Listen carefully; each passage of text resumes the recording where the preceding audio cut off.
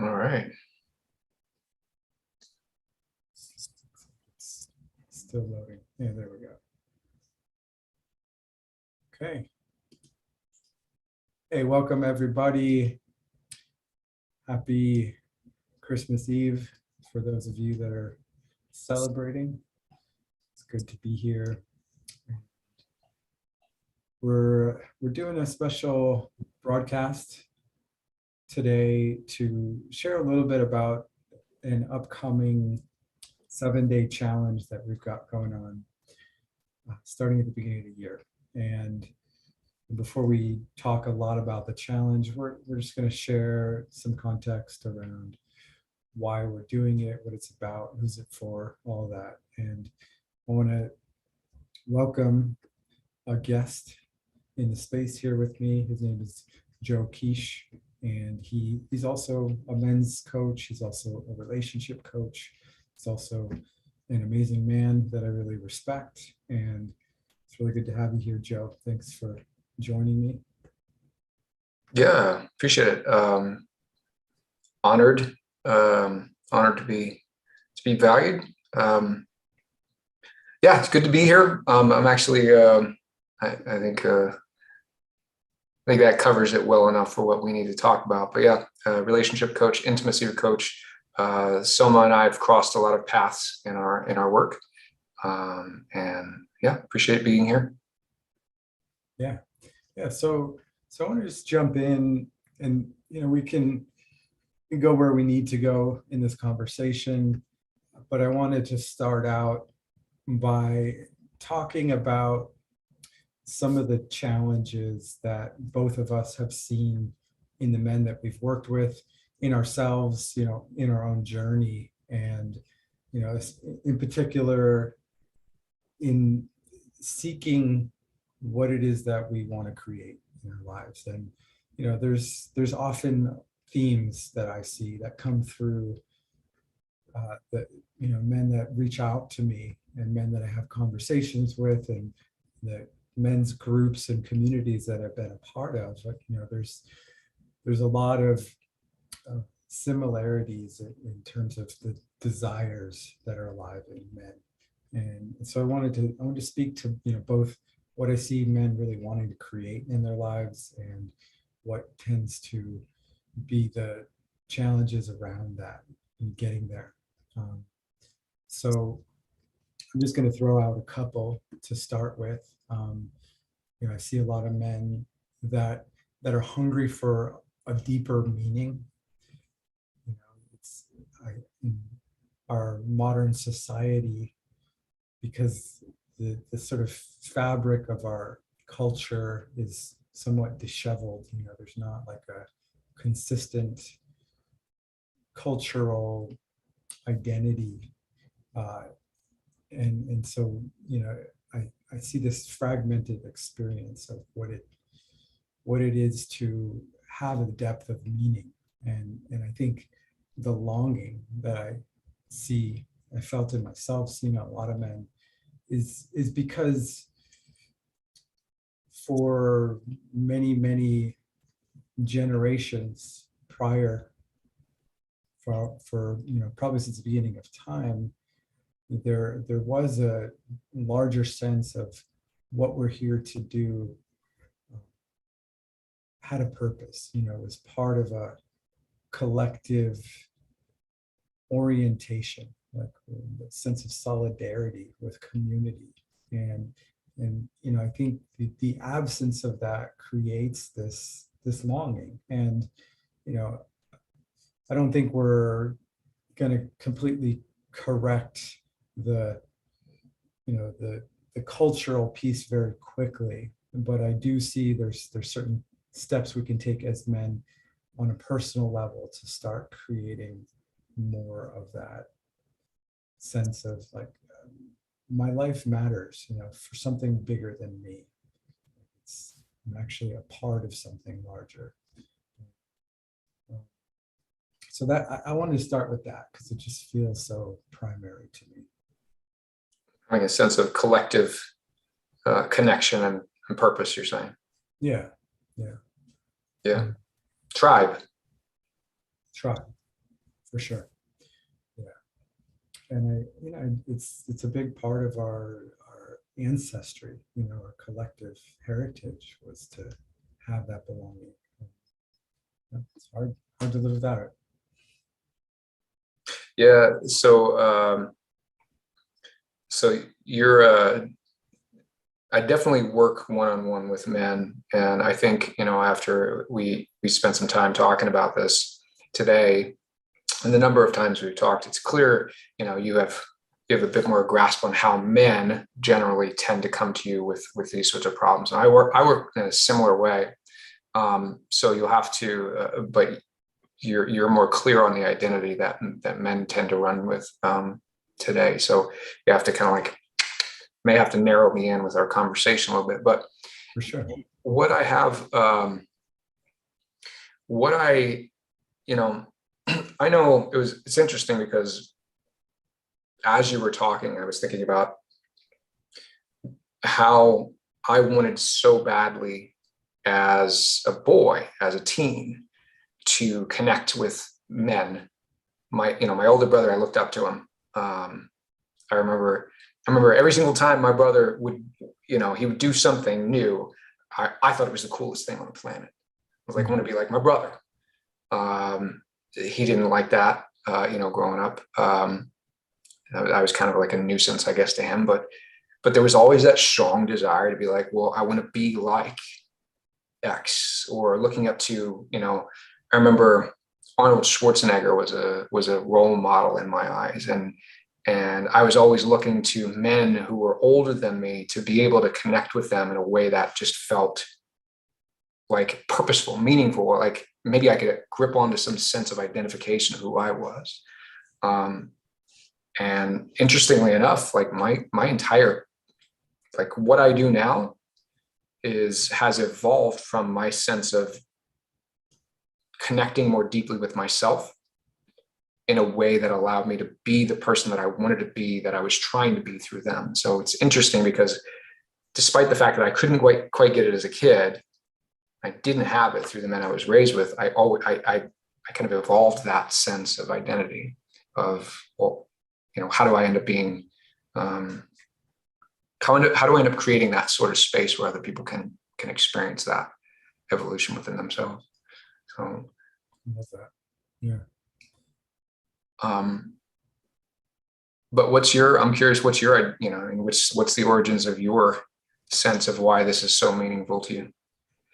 Yeah. Well, I think I had a similar hunger, though I don't think I was completely aware of it as a younger guy, like, in my teens and before that. Like, I definitely looked up to I got two older brothers, right? And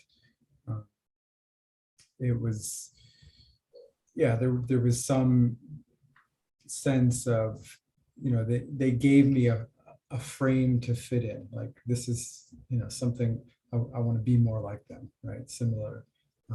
And, I had maybe a few heroic figures, though they were probably more on the fictional end of the spectrum, Superman.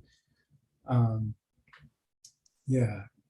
But I think there was even in that, and I think there's probably a reason why young boys really connect to the superhero in a way of, there's a sense of masculinity that's expressed as powerful, right? Like Right. that human, even Arnold Schwarzenegger, right? He was almost superhuman like at that time, right? He was Mr. Universe, right? So With the movies he was in, I definitely Terminator, right? All of that. So yeah. So yeah, I think there is, and this speaks to another piece that I really see this hunger for in men, which is around self-actualization, right? Like, it's almost like the way I've experienced it. There's a part of me that can feel my potential as a human, even as superhuman, right? Like I think as humans, we've only broadly accessed a small amount of our true potential. Right. And Agreed. I think, one thing that did happen in my teenage years that gave me a larger sense of our human potential was, and you and I have talked about this a little bit, was experimenting with some psychedelics. And you one of those experiences that really turned me on was feeling these sort of extra sensory capabilities that came online, in a real visceral way and under the influence of some of these psychedelics. So in particular, like more of like a telepathy, the ability to see kind of more of the matrix, right? Mhm. More of the fabric of what we're all made of, and and that, Talking about multiple dimensions or sort of an awareness. yeah, yeah, for sure.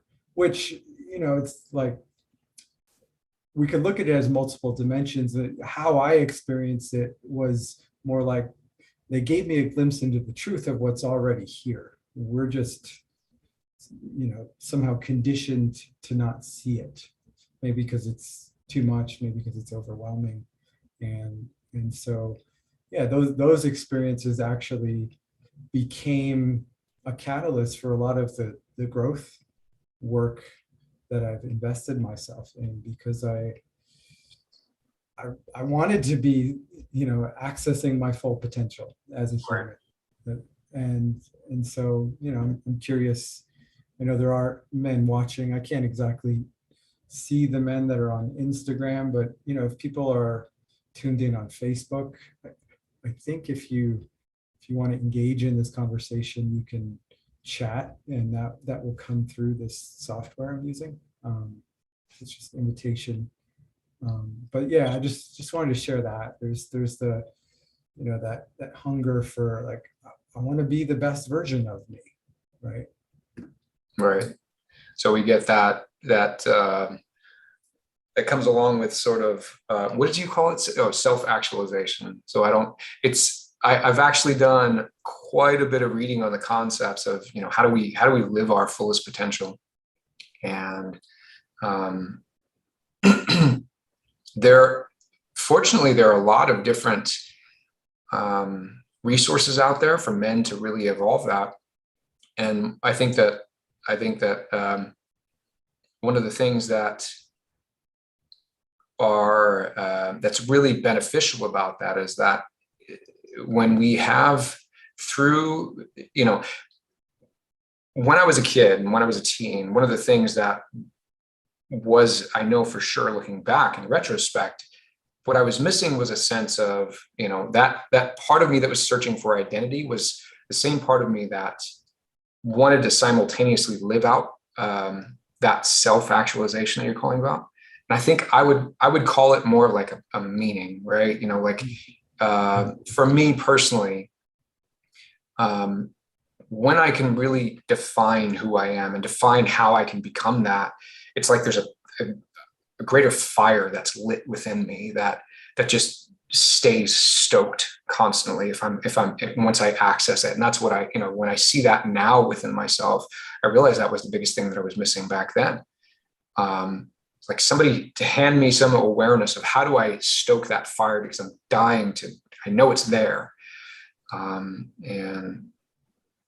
so my life has been one of discovering that, finding the tools, finding the resources, connecting with the right men, reading the books, doing the practices, to really stoke that fire and to learn how to keep it stoked every single day. Like, it's interesting. Even I'm even talking about it. I'm like, I feel it as I'm talking. It's like an awareness of this thing that's been subsurface for decades. Yeah, yeah. I love how you talk about it as fire, right? And there's something, you know, catalyzing about the energy of fire.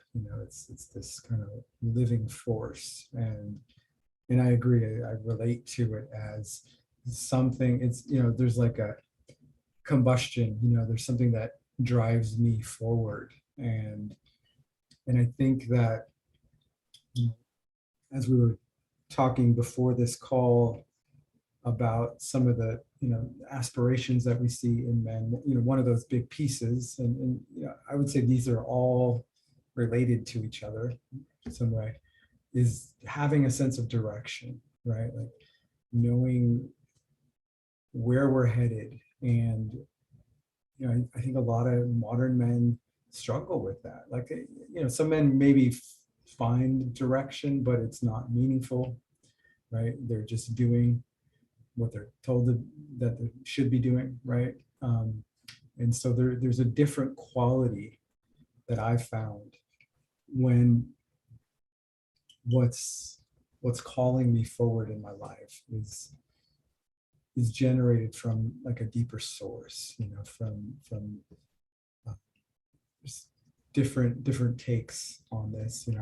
I like the term soul personally, because it feels something that's true to my essence, that nobody can really argue with.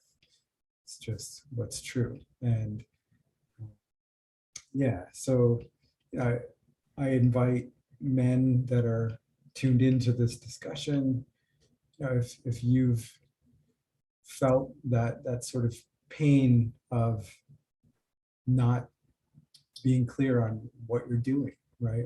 Or that you are doing things, but what you're doing doesn't really feel connected to what's important to you.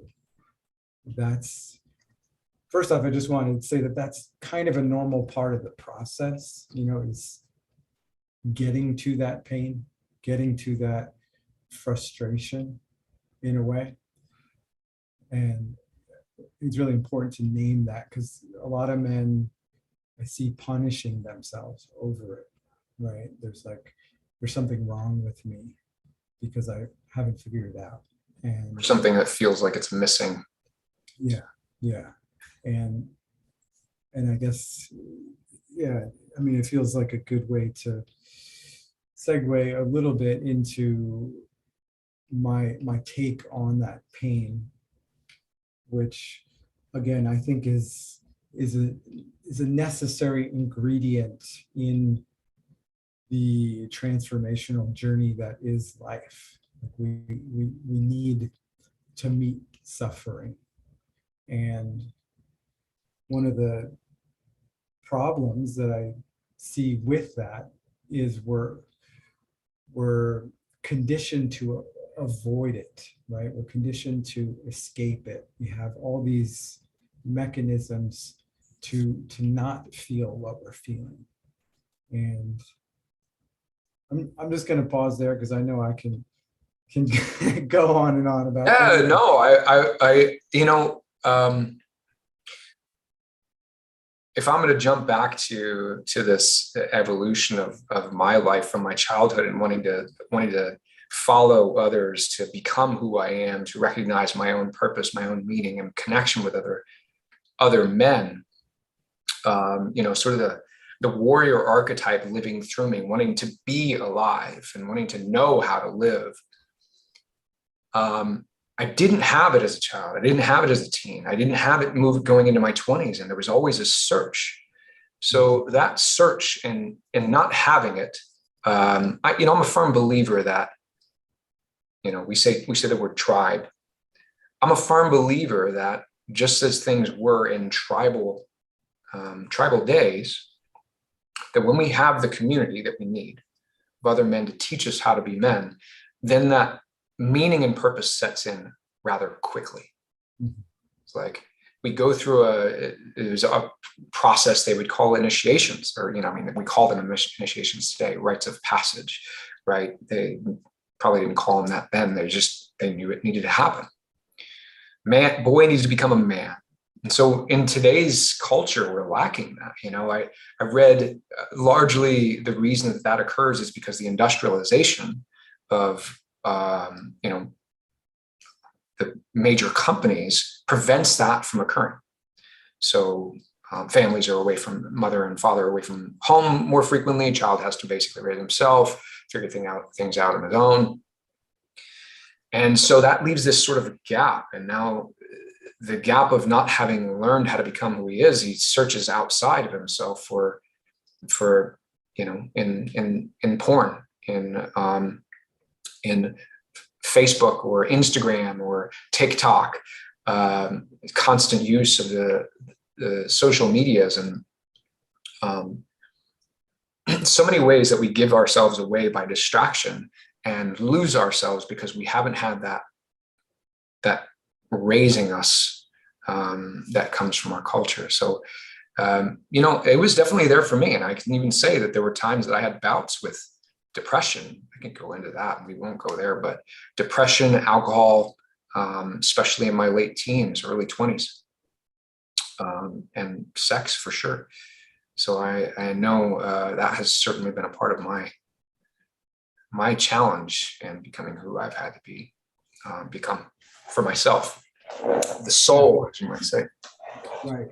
Yeah, and there's something about that, gap, or that void, right? Like almost in our collective unconscious part of our psyche, right? Where these initiations that have happened for millennia are now absent, right? With the industrialized culture. And when we're missing something, right, we want to try to fill the void, right? We want to try to put something there that gives us a sense of completeness, Right. And so I think that's a big part of this sort of mechanism of this hunger, right? Is this something's missing? I'm going to go look for it outside of me so that I can feel better, so that I can feel more complete. And again, I mean, we can do this with relationships, we can do this with food, we can do this with substance use, all kinds of stuff, right? We can fill our void. And so there's in the masculine psyche, there's a need to be shepherded into the next stage of life, into becoming an emotionally mature man that can hold others, that can be courageous, that can take risks, that can that knows what he stands for. That discovers himself through challenging himself, through being challenged. Yeah, right. And that's the other part of these mechanisms of trying to fill the void, is they kind of soften us, they in not a useful way, they weaken us, they weaken our resilience to do the uncomfortable things that we need to do in order to grow, right? And just like if we were growing our muscles, right, we need to feel it, we need to feel the pain, we need to feel the resistance, we need to lean into those edges. And most of these mechanisms really just dull us, they keep us from, they're numbing, they're numbing us from feeling. And so part of what I believe is an aspect of masculine initiation is, in a way, being able, like, developing the capacity to sit in the fire and to stay with the discomfort, to meet our edges. And it's hard to do that alone, right? It's scary. And this is why we need elders, or at least men that have walked the path before us, because they model it, they transmit it through their being. And there's not a lot of men like that out there. And so part of why we do what we do is because I'll just speak for myself, like I'm trying to create a new culture of masculinity that brings back some of these aspects of the old culture that I think were really essential to helping us to evolve collectively. Agreed. I have over the course of the last year, what I did was I've collected all sorts of different material on rites of passage and initiations, and learned quite a bit about that process. Even having told you once that I'm doing a guided imagery and a really powerful and potent process for a man. And there's two parts to this that you just recently picked up a book that I listened to already, the audiobook Dopamine Nation. And I see that as tying very much into this. I don't know if it was in that book they said it, but in another book on what they essentially called porn addiction in the book. There's this process that the mind goes through, right? So if we are already able to have the things around us that define who we are, we have sensitized ourselves and basically become familiar to other men that teach us how we are, other men that challenge us, other elders that give us the wisdom that we otherwise wouldn't have, go through these initiatory process.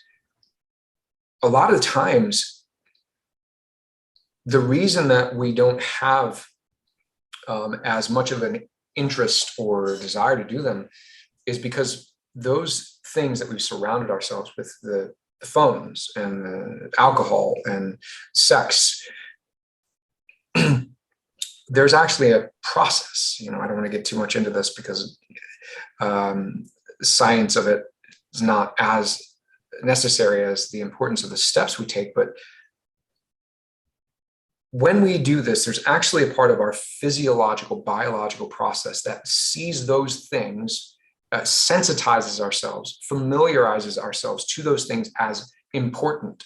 But then the dopamine that we essentially gets kicked out from the reward centers within our brain from having done those, it elevates the dopamine within our brains. But then what it does is we have to do more in order to feel satisfaction from those particular activities.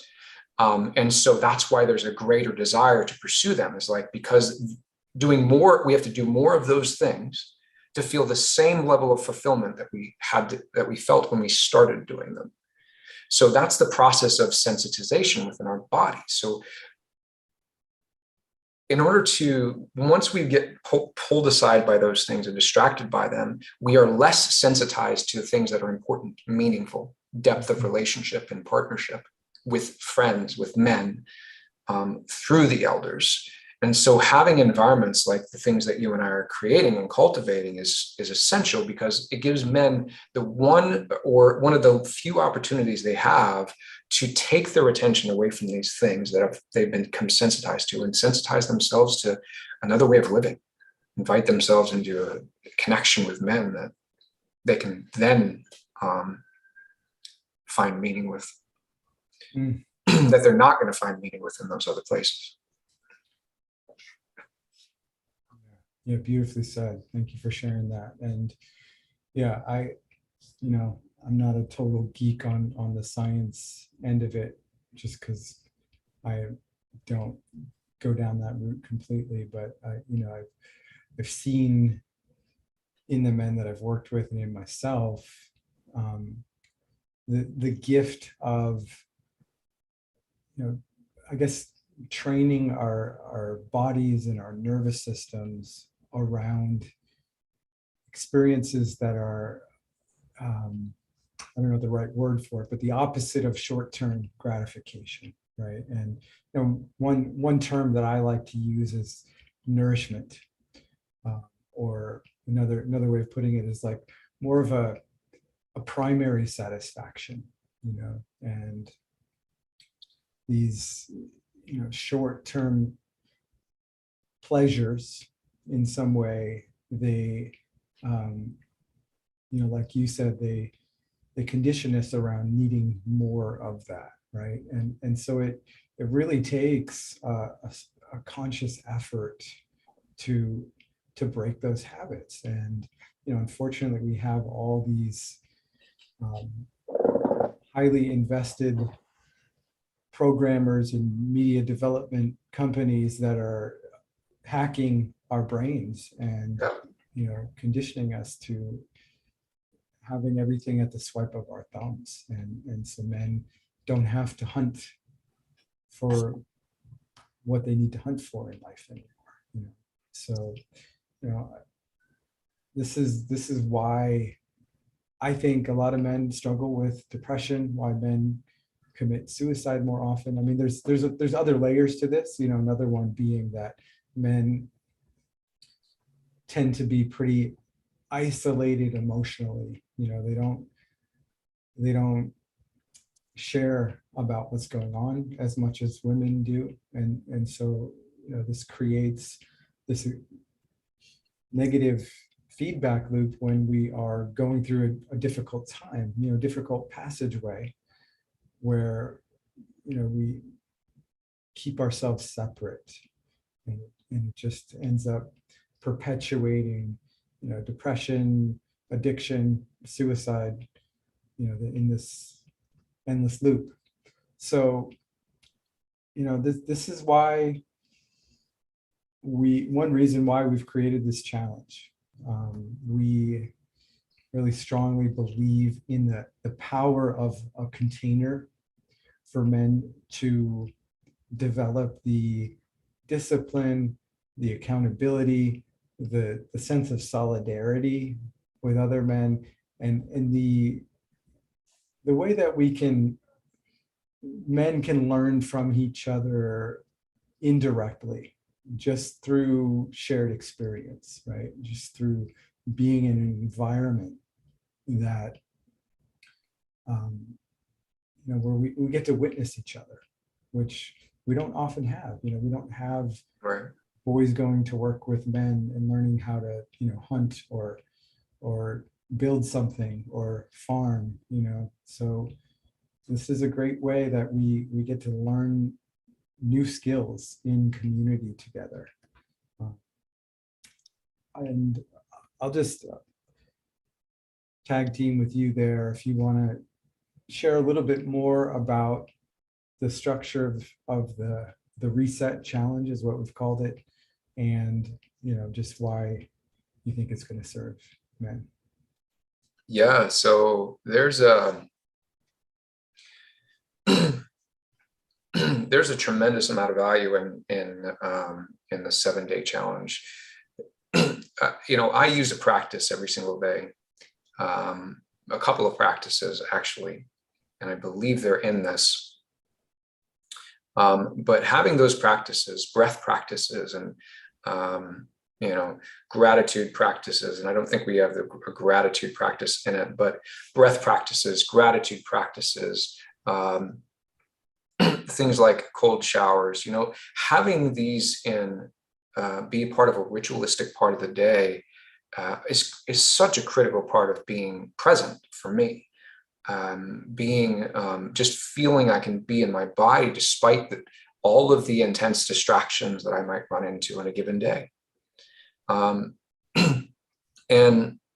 with regard to 7 days, I think that's 7 days is a great time frame to get started into an awareness, so developing a real keen awareness of how beneficial these sorts of practices are.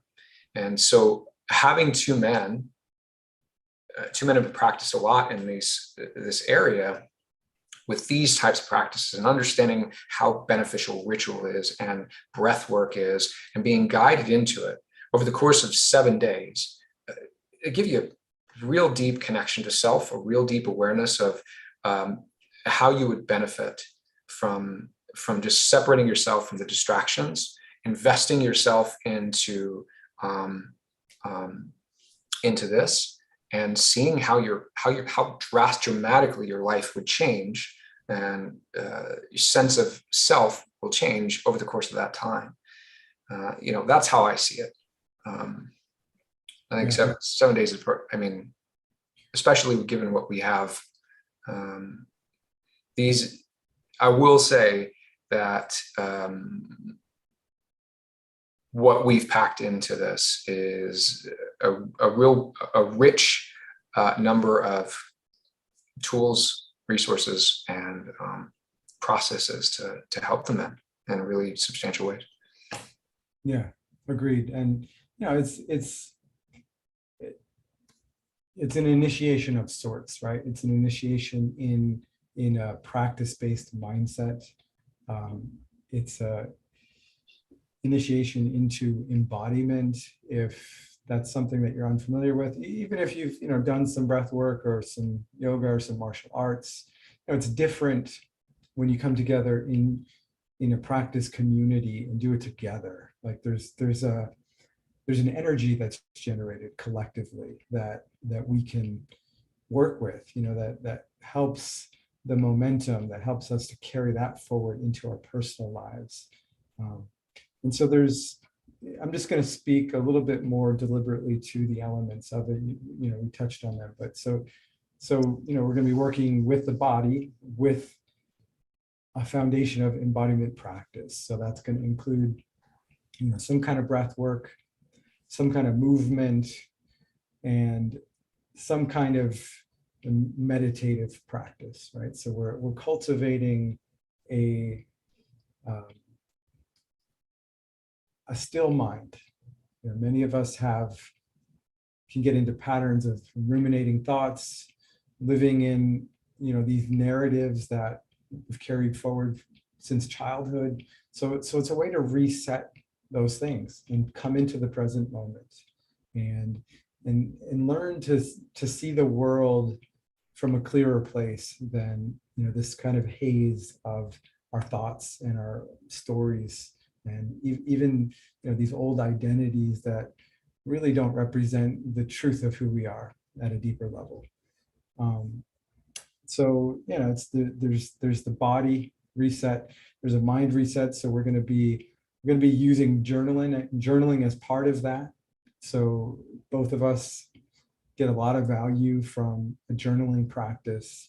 And I'm pretty sure I could dig up evidence that writing, like drawing things, basically writing things, can help you gain access to parts of yourself that are completely outside of your awareness in quite profound ways. I've been writing for a long time, and that's the benefit I've gotten from it for sure. Yeah, I agree. And it has a way of bringing up, if done with an intentional focus, it can bring up subconscious stuff that is kind of running in the background of our awareness. And one final aspect to the reset is a space reset. And so the way I see it, not only is our environment, like how we set up our environment, how we maintain our environment, kind of a reflection of our consciousness, right? So if you don't make your bed in the morning, and you're leaving dirty dishes in the sink, and there's nothing inherently bad or wrong about those things, but it's it has an impact on us, right? We're impacted by what we surround ourselves with, even Yes. as visually, we're taking everything in, all of it. Yes.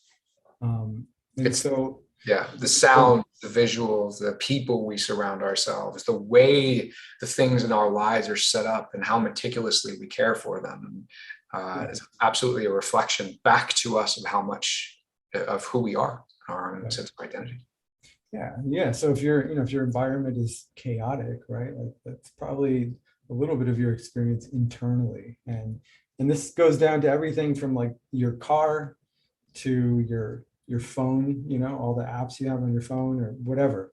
So we're probably not going to get into the nitty-gritty details of all of that, but it's going to be an opportunity to assess your space and see, within 7 days, like what can you reset in your environment that is kind of setting a tone for how you want to be showing up in your life, how you want to be experiencing your world, all of that.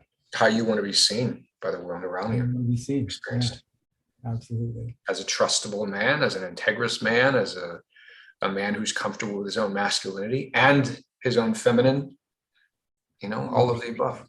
Yeah, yeah, yeah. And, I mean, those of you that can see my environment and, Joe's is like, you know, just because you're a masculine man doesn't mean you can't appreciate art and beauty and, creating an aesthetic space, right? That's a big part of my expression as a man. And so that's something to consider too. It's like what you invest yourself in, right? Like what do you value and how are you bringing that into your space? So, we could go on and on about this. It's these are life practices, and we're going to be touching the surface of them. We're not going to, be going as deep as we can in these 7 days, but we're going to go deep, and there's a lot that can be accomplished in 7 days as a reset, as a reframing of how you're moving through the world. And I ran this challenge in 2020, right around when COVID hit. And it was powerful to see men from around the world coming together in community, practicing together, showing up, supporting one another. The other piece that's going to be a part of this challenge is there's going to be a little competitive edge. There's competition, and some of us can view competition negatively.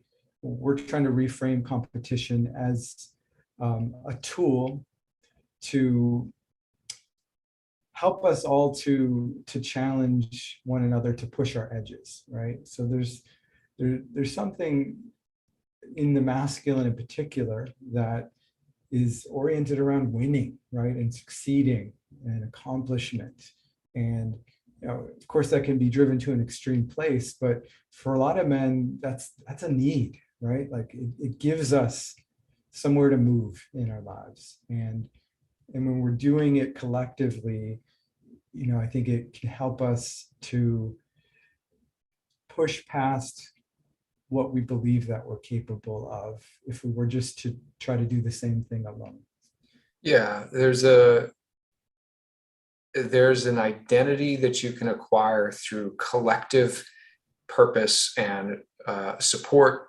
I'm not a big fan of this word support, not because I don't think it's accurate, but because I think it really takes away from what is possible, right? I wish there was I'm not coming up with a better word, but when I was a wrestler and I was a football player, and I didn't feel supported by the men that I was wrestling with and fighting or playing football with.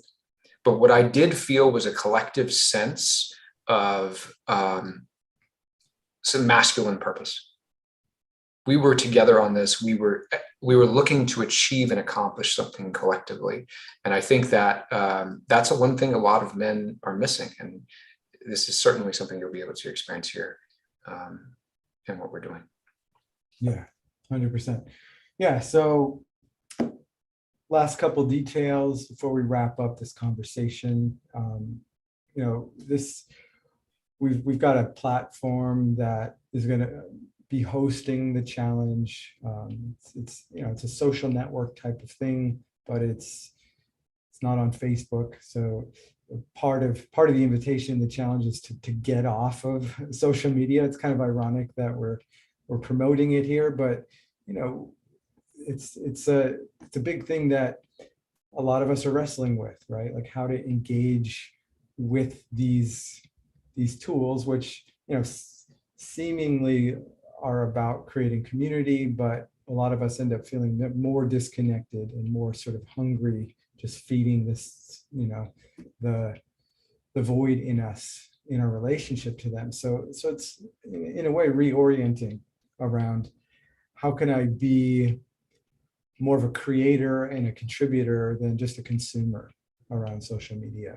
And to help and support that, we're pulling it off of the major social media networks, building it within a private network. And yeah, it's going to be awesome. We're going to get to connect there. We're going to connect on live Zoom calls. We're going to practice together. And yeah, at the end of it, the end of the competition part of it, we're going to be giving away some awards to the men that really play full out, that really play to their edge and show up, not just for themselves, but for the other men in the community. So what else? I think that's most of the details, other than it's only $9, which is, I think we're offering a ton of value for $9. But, I actually did this free last time.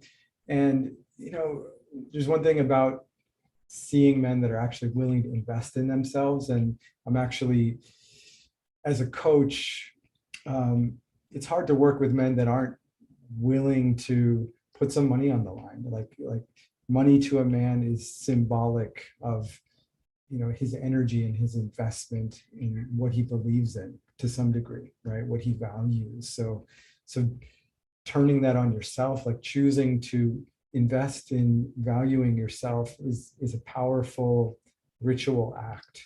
And so, it's affordable. Anybody should be able to do this. If you really can't afford $9, then, reach out to me and I will comp you. But in general, I think most men can step up and put that investment on the line. And I think that's about it. Anything else you want to add?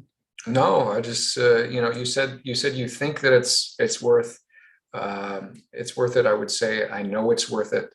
I would stretch that far, and yeah, you gentlemen will get a ton of value out of this, and I say do it. Yeah, we got, a handful of men that have already signed up. We're going to be sharing this across all mediums over the next few days and try to have a nice full group. So I know we're in the middle of the holiday hustle and bustle and whatever else you got going on.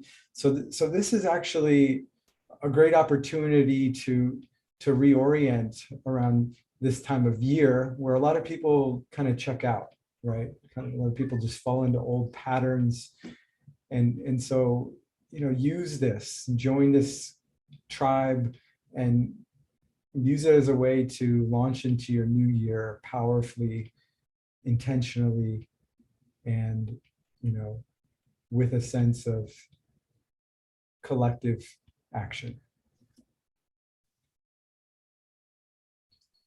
Thank you for tuning in, whoever's here. And if you're hearing this broadcast later on down the line, we're gonna post some links for you to join. You can also message either one of us on Facebook or Instagram. You want to just give them your contacts? Yeah. So if you're not already connected to me, Joe Keach, JoeKeich, is my handle on Facebook. Joseph Keich, JosephKeich, is my handle on Instagram, and JoeKeich coaching@gmail.com. Those are the three best ways to communicate with me. Or just reply with a comment on this post, and I'll respond. Awesome. All right. Thanks for tuning in, everybody. Thanks for joining me, Joe. Yeah. Merry Christmas, if that's what you celebrate. And actually, I forgot to mention this, but today is Joe's birthday also. So just want to celebrate you, Joe. Happy birthday. Thank you. And we both realized that we were born in the same year. 1979 was a good year. Yeah. So if you're rocking the 1979, make sure you join the challenge. All right, everybody, have a beautiful holiday, and we'll